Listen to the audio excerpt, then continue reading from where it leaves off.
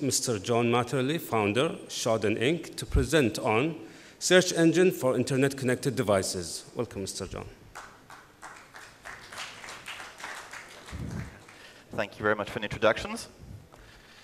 So, welcome everybody. My name is John Matterly, and I've been keeping track of Internet-connected devices for the past 10 years. And today, my goal is to give you a quick data-driven view of what the Internet actually looks like nowadays. And I'm also going to share a few observations with you of what we've been observing for the past few years. So let's dive right in. Where is that? Is it not? Oh. Turning things on helps. Yep, here we go. So the first thing I want to talk about is that when I say internet, I don't mean just the World Wide Web. I think, at least for a lot of lay people and people that aren't super familiar with our data set, I'm not talking about the World Wide Web in this talk. You know, everybody typically uses Twitter, Google, and everything else, but the World Wide Web is a small fraction of what constitutes internet-connected devices. So I'm talking about the whole internet.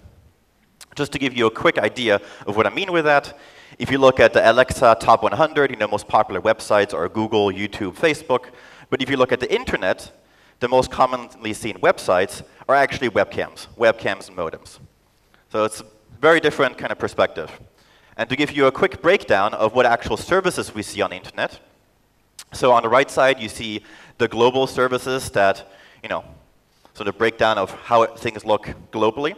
And on the left side for Kuwait. And we don't need to go through all of them. You can see like web services are obviously popular, DNS, SSH. Telnet. Telnet is something that's been slowly disappearing for the past few years, which is great. You know, nobody should be using Telnet anymore. There's really no reason to do that. I discovered, however, that apparently in Kuwait, Telnet is still alive and kicking and very popular. I don't know why. Maybe other people here have more insight into why this is the case. But I was surprised to find this, because everywhere else in the world, Telnet is disappearing. So maybe somebody else can answer that later. And if you look at how web servers have been changing over time, it's actually been fairly stagnant for the past few years, even though we've seen a lot of growth in the World Wide Web with all these new services, you know, Instagram, all these other social media things exploding. In terms of actual internet exposure, has made zero difference. They are just a blip because they don't put many devices on the internet. And the same is true for encrypted web. So HTTPS, we haven't seen a significant uptick in HTTPS either. You know, even though we have Let's Encrypt and everything else been much easier to issue certificates, it really hasn't made a difference on the numbers. So this, I thought was interesting. And instead what we're seeing is we're seeing growth in higher level ports, which are typically used for, you know, embedded systems, IoT, things like that don't need to run on privileged ports. So that's where we're seeing the growth. It's not on the typical World Wide Web things. And we also see some weird things. I was curious about VPN. You know, sort of post-Snowden world, VPNs have become a lot more popular. And VPNs have been growing. It's kind of difficult to see with this chart because in 2017, China decided to respond to every IP, or pretend like every IP in their country was a VPN. I don't know why they did that. I'm guessing it was a misconfiguration, but that's why it's kind of blown up. This whole big thing is China's IP space. Overall, VPNs have been growing. And vulnerabilities are still alive and kicking. You know, they might be out of the news, but they're really not off the internet. Heartbleed's still out there. I think I checked this morning, there are like 80,000 servers still vulnerable to Heartbleed, you know, 5 years later. And even more serious issues, like in PostgreSQL, remote code execution. Just a few months ago, the last database servers got secured. So it took, you know, 6 years for a remote code execution issue to get fixed. And this brings me to one of the first observations, is that if you are interested in attacking devices, you can use, you know, vulnerabilities that are a decade old and be very successful. You can be a really successful bad guy on the internet using nothing but really old techniques. It still works. So, but I want to continue talking now about industrial control systems. And they continue to grow, but slowly. The actual growth of ICS over time has slowed within recent years. The total number right now is a bit more than 100,000. This is globally. And so it's It's been mostly stagnant, which is good. You look at Modbus exposure, it really hasn't changed that much, a few percentage points over time. And what we've actually seen is that there are winners and losers nowadays in the ICS space when it comes to their ability to help their customers get off the internet or stay secure on the internet. This is an example of Niagara has been seeing more growth in exposure. And we've seen that with many other building management systems like BACnet and whatnot. They're increasing in exposure, and others are decreasing. I'll talk about the decreasing ones later because they're doing awesome work. And something that we continue to see is that people are trying to hide what they do on the internet by putting it on a different port. And that continues to be a very bad strategy. If you need to secure your services, remote access, put it behind a VPN, put it behind a firewall. There are a million other ways you can do it securely. Don't just put it on a different port. That is a very bad strategy. Most of my talk today, though, will be on the Internet of Things, because that's where we've seen most of our growth, most of the Internet's growth. And fortunately, I can report that, at least from our perspective, the IoT space has matured a lot within the past few years. And we've moved away from some crazy projects. And when IoT first got rolling, we had smart egg cartons. We had really fancy juicing machines. They're all dead. A lot of these projects are gone. So a lot of the crazy stuff has disappeared. And I think IoT companies have a better understanding now of what customers actually want and which features are relevant to their users. That being said, there are still major problems in IoT. This is a case where there's a registry for JavaScript projects called NPM, and somebody pulled a package from that repository, and it broke thousands and thousands of projects. And you might ask, well, what was so important that all these companies and everybody depended on this library? What happened? It was a library that had really effectively 20 lines of code that just added left padding to a string, added spaces to a string. It's trivial, there's nothing, but this is the way the ecosystem is. It's rapid development, rapid prototyping. That's what they're emphasizing. And so it becomes a bit brittle. And the other thing we've seen is that IoT products that were deployed and secure initially, like for example Alexa. When Alexa first came out, I scanned it, I tried to find what it's exposing, and it didn't expose anything. I was like, wow, this is amazing. They released the device, totally secure, great, at least difficult to attack over the network. However, over time, as they're offering more third-party integrations, they're increasing their exposure. Nowadays, Alexa has Spotify integration, and it runs a Spotify service. If you buy a smart TV that has Netflix, Netflix actually opens a port while you're running the application. And so we can, for example, tell you who's running Netflix right now because of things like that. So even though you might have a secure IoT device today, doesn't mean you have it tomorrow, because again, integrations are king nowadays. Let me briefly talk about this. Planned obsolescence. This is the concept that you are not preparing your product to be out there forever. It's a fixed life cycle. And this is key in IoT. Most vendors nowadays, they're planning for like a 2 to 3 year life cycle of their product. Some companies, or some countries, are trying to fight that with legislation to say, hey, if you're creating a smart refrigerator, you have to guarantee that it'll be at least viable to use for 10 plus years. But that's not how IoT manufacturers are thinking right now. They're very much thinking almost like your cell phone. Oh, this is something that you're going to replace and upgrade every few years. And we can see this because we track some of the smart TVs that are using Yahoo developer kits. And here are the numbers over time. So 2015, very low, it's been growing. We saw in 2017 that one of the major vendors that was using the Yahoo SDK for their smart TVs decided to discontinue. But the TVs don't disappear. So no security patches, nothing, and over time, these things linger. People don't actually end up replacing their IoT products as frequently as the vendors would like you to. With Mirai, which happened a few years ago, I think it was a real wake-up call that these insecure embedded systems cause a real threat, not just to you, but to all your neighbors. If your coffee machine is insecure, it's not just your problem, because that can be leveraged for other attacks. And as a consequence of that, we've seen people get fed up with things not getting fixed, so they do it themselves.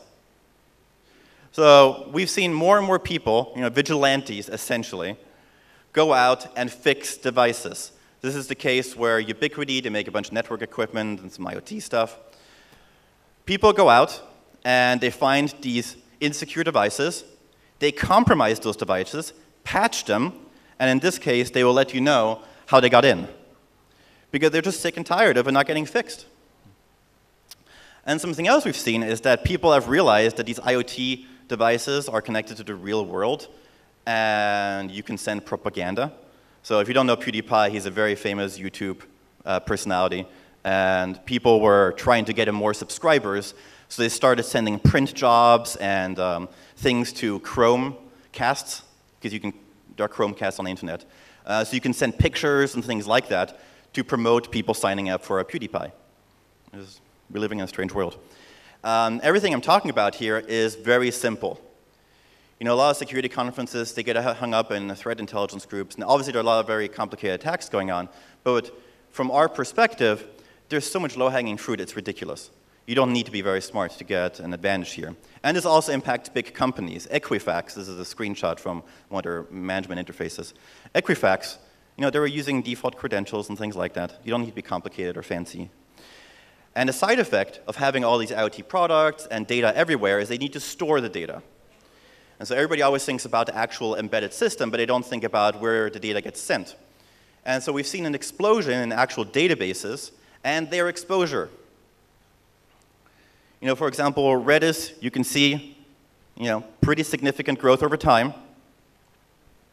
And as a result of that, you have all this exposed data, it's ripe for ransomware.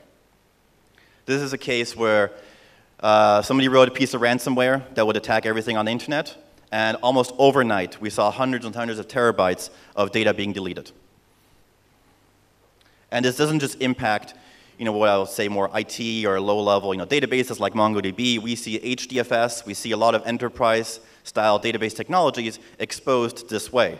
I think the only saving grace for them right now is that most attackers aren't as familiar with enterprise technology to really take advantage of it. But this is just a giant disaster waiting to happen. And one of the reasons, I believe, is that the deployment of these technologies has become significantly easier with the emergence of cloud technologies and containers.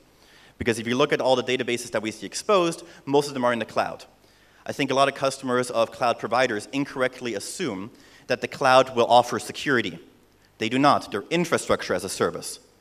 I know Azure, they also have platform as a service where they do manage security, but for most of the things, they do not manage security. And the other aspect is that if you go to a cloud provider, very often you're just going to use one of their images. And how often do you check the security of those images? And this is why we actually see the problem not being defaults, not necessarily even being the problem of the vendor or the company creating database technology. It's the images. It's people deploying images that have bad configurations. It's not the defaults of the vendors. A lot of security people will misattribute these problems to the vendors. In this case, not true. It's actually cloud providers that should be cleaning up their image stores. And one of the final sort of areas I want to talk about is background noise on the internet, because I think this impacts every organization. So nowadays, if you want to scan the internet for one port, you can do it in 5 minutes. So within 5 minutes, you can scan the whole internet for one port. It takes less time than grab a coffee. And what this has resulted is you have a huge amount of noise on the internet. Every organization, I think, that has a SOC, just endless streams of alerts. It's a real pain. This is a famous screenshot of North, which, for me at least, is symbolic with everything that was wrong with their approach. Everybody likes seeing the number of attacks, which is a terrible metric nowadays, because there's just so much noise. It doesn't mean it's an attack. It just means it's noise. And we see that ourselves on our end because we keep getting emails from people like this that are like, hey, you're attacking us. You're visiting our website. I'm like, what? What are you talking about? This is a non-malicious request. And we even see security equipment, security appliances. I think this is one area that security organizations need to get better at, or security vendors, is prioritizing what they will expose to or show to their customers, because this is not useful. They're not really labeling things properly, and they're really elevating things to a point where it doesn't have to be. So my plea here is to please stop the noise, because it's getting overwhelming. And it's distracting from the actual issues on the internet. For example, we track BGP, which is one of the fundamental layers of the way routers communicate on the internet. It's very important. And nobody seems to be really looking at it. This is a case where a hacking group was able to hijack BGP routes, so all the traffic got sent to them. There are all these infrastructure level, archaic, somewhat protocols that are not getting the attention they deserve. I believe one of the reasons they're haven't been attacked more is just because they're so archaic and the tooling around them is very difficult to use. It's not easy. To give you an example, in terms of actual emails that we get from people, the vast majority are just what I showed you earlier about, hey, you visited my website and it generated a 404 error. Then we get a few for ICS, very few. Like within the past 10 years of running Shodan, we've had, I say 10 here, but this is generous. We do not get notifications from people saying, hey, why are you connecting over Modbus? That just doesn't happen. And similarly for BGP or these sort of fundamental protocols, nobody pays attention either. And I think for a lot of people that are not very tech savvy, the whole industry feels kind of like whack-a-mole, where you're constantly fighting things, you're constantly trying to put out fires, and there's not much of a methodology or process, and it's overwhelming. I go to security conferences, and even for myself, there's always something new, there's always something dangerous. You're constantly putting out fires, and that's why things like Heartbleed are still out there. We're actually very bad at fixing one thing before moving on to the next. There's sort of a constant, thing going on. It's not great. However, I want to end on a positive note. I've been in security for a while now, and I'm starting to become cynical. So I'm trying to fight that by talking about the awesome things that have been happening. I mentioned earlier other winners and losers in ICS. Well, Lantronix did an amazing job actually securing their customers. We sent them a list of IPs, they've been working with their customers, they changed some defaults, they've been really working at reducing the number, and we're seeing it. So Lantronix is one of the protocols that we've seen a significant drop in exposure on the internet. The protocol that was exposed was pretty bad. You sent one packet and it would send you back the password.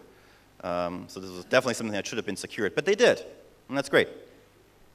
And here's an actual chart of their exposure. Nice, looks good. The other thing is that I think across the board, vendors are better at measuring the ROI of applying security. So we're seeing that, for example, in the US, companies are actually getting sued for lack of privacy and security. And that makes the ROI way easier. So all of a sudden, we're seeing these vendors actually care about security. Turns out when you lose money, that's when you start caring. Also, from the IT side of things, I feel like resilience is becoming a more important aspect of engineering within IT. With the advent of Kubernetes and everything else and chaos engineering, there's a lot more tooling and infrastructure available to IT to make sure that when you design something, failure is easier to manage. And I think the ICS ecosystem has grown amazingly over the past few years. I think this is obvious from vendors and everybody else that's been here. But just personally, 5 years ago, it didn't seem like a super dynamic space. And nowadays, we have so much money being invested in so many startups. I'm very excited. I think it's really cool that this, it's getting invigorated with new ideas and new people. And the final thing I want to talk about is that finally, after many, many years, governments are being proactive about fixing things. When I first started talking about all these devices on the internet, the obvious question was, okay, well, why is nobody taking these offline? Just send the data to a cert and they'll take it offline. It turns out they didn't have the authority to do that. And the people that did have the authority didn't have the technical know-how to do it. And so nowadays, we're seeing a way larger initiative in the US and the other countries. There was a big story about Japan in the run-up to their Olympics. They want to protect their infrastructure by actively patching IoT devices. Even those that they don't own. So they're looking at the internet. If they see something in Japan in IP space, they patch it. And so I think this is amazing. I'm very excited that a lot of these things are getting better. Not everything gets worse in security. Things also get better. And so I'm very hopeful. And with that, I'm open for questions. Yes?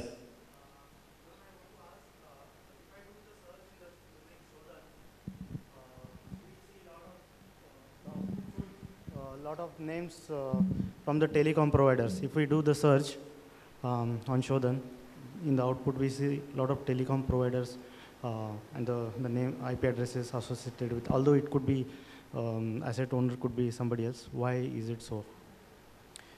You mean why do you see the telecom? Only most of them are the names, the IP addresses are associated with the telecom providers like Zain, Ooredoo, or Reliance Telecom, those kind of. Yeah, it's a good question actually. And that's one of the problems in fixing this as well, is that a lot of the ICS devices that we see on the internet are connected over mobile networks. And that makes it very difficult to identify who is the actual asset owner. That's why for example, most of the results in the US are in Verizon Wireless and things like that.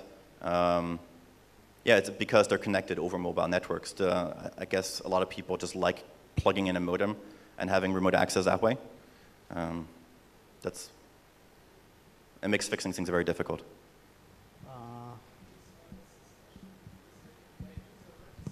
Sir, you can take this. Excuse me. Yes.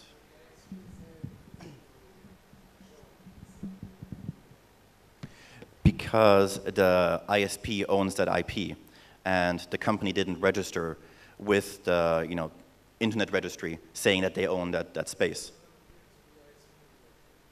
Excuse me? Yes, exactly. Yes. Yes. And that's why it's very difficult to actually fix things unless they advertise in the banner who they are. Yeah. It would make it much easier if all IPs were directly correlated with the corporate entity. But unfortunately, that's not how it is.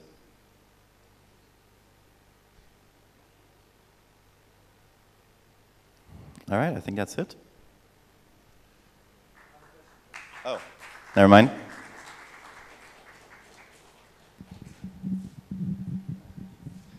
You were saying actually in Kuwait, the top hit was Telnet, correct? Yes. And what would you advise or recommend people to go to secure themselves as an alternative? Okay, well, Telnet should never be exposed, I think, period.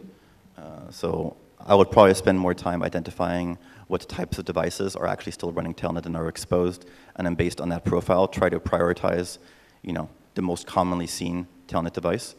If you have to run Telnet, then put it behind a VPN or something else like that. But I don't think there's a reason. You can tunnel it through, other encrypted services nowadays, if you still need Telnet from a, tooling perspective. But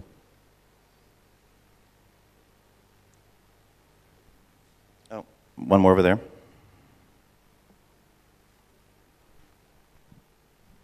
It's mainly about the IoT. You said the IoT device, you buy it, then vulnerability is discovered, and no one patch it, or minimum people patch the device itself.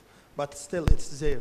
You cannot discontinue a TV or a top box or whatever. So what is the solution for that? Is it going to be through the service provider to support you for this, say, pre-staging patching or something? What is the solution for that situation? I mean, I dare say, I think regulation has a space in IoT. I think the approach by France is not bad to offer, actually require organizations to do automatic patch management, so customers don't need to, click update to fix the problem, and that vendors guarantee that they will provide security patches. I mean, if you buy Windows, even though they released a new version, they're still going to offer security patches for many, a decade. I don't see why vendors wouldn't have to do the same thing, especially for physical things. I mean, like refrigerator, for example, there is no firmware upgrade for that. So the company, the manufacturer itself, stopped doing anything. So should I throw it or stop connecting it or to do what? This is, what is the solution at this time? Oh, you mean like if the company is actually, out of business or something happened where they don't even, in that case, yeah, it's a problem. I don't think there's an easy answer. Ideally, the ISP could help at least filter that. A lot of these things that are exposed, there's really not a need for it to be accessible over the internet. You need a smart TV accessible over the internet. For example, a lot of ISPs already filter mail services, so you can't send spam from residential IP space. they could do the same thing for a lot of these IoT services, where they just filter it out. So even though you haven't exposed like insecure devices, at least it will not leak out into the greater internet. Yeah, it's not going to be easy.